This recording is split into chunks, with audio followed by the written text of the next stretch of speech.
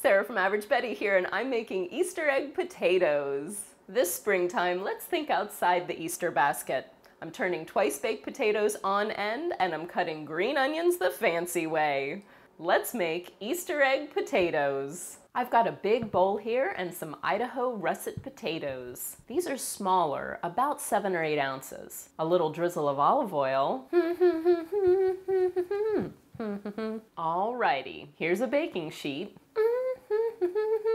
This is a little coarse salt. Pop these into your preheated oven and bake for about an hour. While the potatoes are baking, here's a fancy way to cut green onions, or as some people call them, spring onions. Usually, you approach them like this, which is great. But if you want to impress your in-laws, you can open them up and cut them the long way into thin little strips. See? Doesn't it kind of look like Easter basket grass? Okay, who are we kidding? This isn't going to impress your in-laws either. These have been baked about an hour and cooled so I can handle them. Don't try to be a hero, okay? Lay the potato down horizontally, like you normally would, and cut a small piece from one end.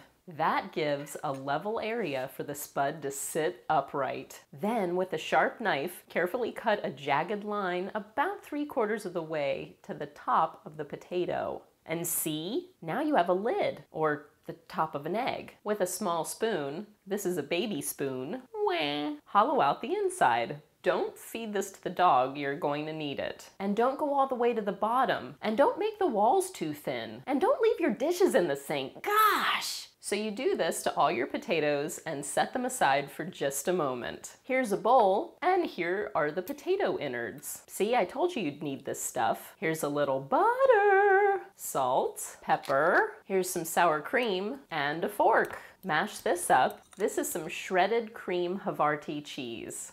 And this is some finely chopped green onion. You can use whatever cheese you like. And speaking of cream, you want this a bit more creamy than your average pile of mashed potatoes. And like I always say, try different combinations. Throw some curry powder in here, some wasabi.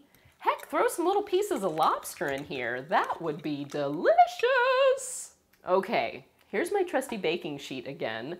And here are my hollowed out eggs, brush with a little olive oil, sprinkle with a little coarse salt. I'm going to line the bottom of each cavern with bacon, because why not? And here are those soft and creamy potatoes. You just want to fill each of these up. You could even fill these with softly scrambled eggs and do like a brunch Easter egg. Oh my gosh, I need to calm down.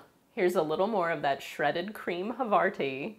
Bacon bits! Now pop this back into the oven until they're heated through, the cheese is melting, and the bacon is crisped. You may need to pull the tops out sooner because they'll crisp up a little faster.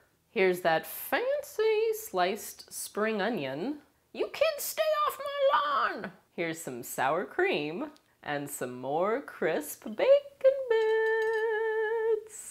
Here's our crispy little egg top. You could put it on top. I think I like it off to the side. It's like a surprise inside. Thank you, Easter Bunny. Get the Easter egg potatoes recipe at AverageBetty.com. So this springtime or anytime, I hope you'll give these Easter egg potatoes a try. It's like a whole new universe that opens up when you stand a potato on its end. Thanks for watching and subscribing. See you next time. Potatoes.